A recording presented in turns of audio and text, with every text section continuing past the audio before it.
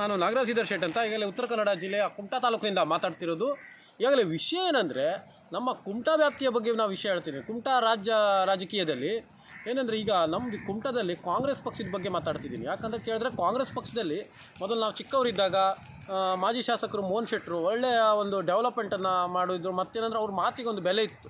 ಯಾಕಂದರೆ ಅವರು ಒಂದು ಬೀಡಕ್ಕೆ ಒಂದು ಎಲೆಗೊಂದು ಸುಣ್ಣ ಹಚ್ಕೊಂಡು ಒಂದು ಅಧಿಕಾರಿಗಳು ಮಾತಾಡ್ದಂದ್ರೆ ಅವರು ಅಧಿಕಾರಿಗಳು ಹೆದರ್ಕೊಂಡು ಏನೋ ಒಂದು ಎಲ್ಲ ಕೆಲಸವನ್ನು ಮಾಡಿಕೊಡ್ತಾಯಿದ್ರು.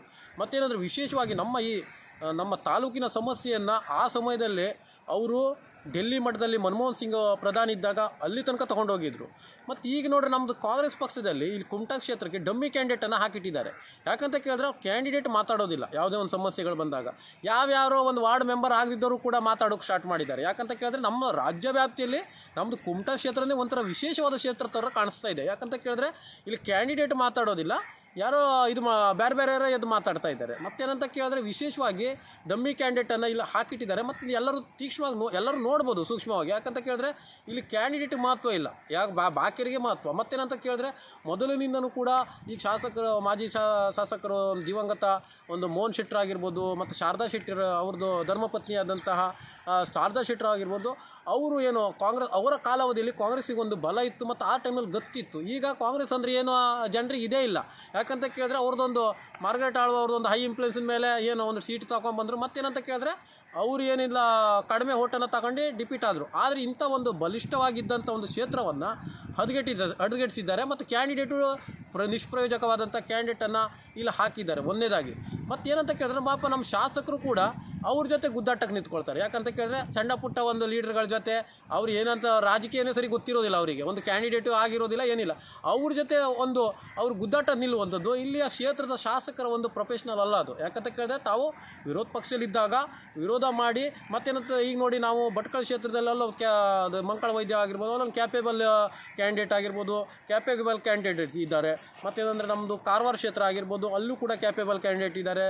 ಮತ್ತು ದೇಶಪಾಂಡೆ ಆಗಿರ್ಬೋದು, ಹಳಿಯಾಳ ಕ್ಷೇತ್ರ ಆಗಿರ್ಬೋದು, ಈ ಕಡೆ ಭೀಮಣ್ಣ ನಾಯ್ಕ ಆಗಿರ್ಬೋದು, ಸಿರ್ಸಿ ಕ್ಷೇತ್ರ, ಅದೆಲ್ಲ ಕಡೆ ಇದ್ದಾರೆ. ಈ ಕುಮಟಾ ಕ್ಷೇತ್ರದಲ್ಲಿ ಮಾತ್ರ ಒಂಥರ ಕಾಂಗ್ರೆಸ್ ಪಕ್ಷ ಆಡಳಿತ ಕೂಡ ಕಾಂಗ್ರೆಸ್ ಪಕ್ಷ ಇದ್ದರೂ ಕೂಡ ಒಂಥರ ಡಮ್ಮಿ ಕ್ಯಾಂಡಿಡೇಟು, ಯಾವುದೊಂದು ಮಾತೇ ಬರೋದಿಲ್ಲ. ಮಾತೇ ಬರ್ತಿದ್ದವರಿಗೆ ಕಾಂಗ್ರೆಸ್ ಪಕ್ಷದ ಟಿಕೆಟನ್ನು ಕೊಟ್ಟಿದ್ದಾರೆ. ಮತ್ತು ಪಾಪ ಸಿದ್ದರಾಮಯ್ಯನವರು ಹಿಂದ ನಾಯಕರು ಹಾಗೆ ಕಡಬಡವರಿಗೆ ಒಂದು ಸೀಟ್ ಕೊಡ್ತಾರೆ ಅಂತ ಹೇಳ್ತಾರೆ.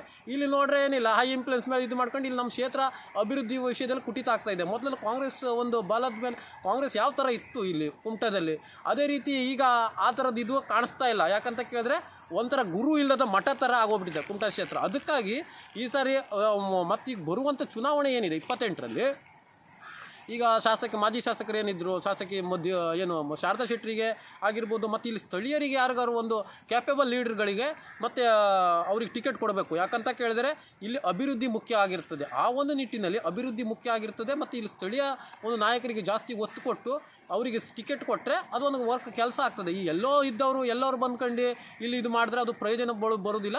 ಮತ್ತೇನಂತ ಕೇಳಿದ್ರೆ ಈಗ BJP ಮತ್ತು JDS ಮೈತ್ರಿಕೂಟ ಇದೆಯಲ್ವಾ, ಅವ್ರು ಮೈತ್ರಿ ಧರ್ಮವನ್ನು ಪಾಲನೆ ಮಾಡಿ ವಿರೋಧ ಪಕ್ಷದಲ್ಲಿ ಇದ್ದುಕೊಂಡು ಕಟು ಟೀಕಾ ಪ್ರಹಾರವನ್ನು ಮಾಡಬೇಕು ಶಾಸಕರು. ಈ ಸಣ್ಣ ಪುಟ್ಟ ಜನರ ಹತ್ರ ಎಲ್ಲ ಗುದ್ದಾಟ ಮಾಡಿದ್ರೆ ಪ್ರಯೋಜನ ಬೀಳೋದಿಲ್ಲ. ನಿಮ್ಮದು ಜಿಲ್ಲಾ ಉಸ್ತುವಾರಿ ಇದ್ದಾರೆ, ಅವ್ರ ಜೊತೆ ಗುದ್ದಾಟ ಮಾಡುವಂಥದ್ದು. ಯಾಕಂತ ಕೇಳಿದ್ರೆ ಈಗ 3 ಸಾರಿ ಶಾಸಕರಾದವರು ಒಂದು ಸಣ್ಣ ಪುಟ್ಟ ಜನರ ಹತ್ರ ಎಲ್ಲ ನೀವು ಗುದ್ದಾಟ ಮಾಡ್ರೆ ಅದು ನಿಮ್ಮದು ಲೇವಲು ಅಲ್ಲ, ಅದು ನಿಮ್ಮ ಪ್ರೊಫೆಷ್ನಲ್ಲೂ ಅಲ್ಲ.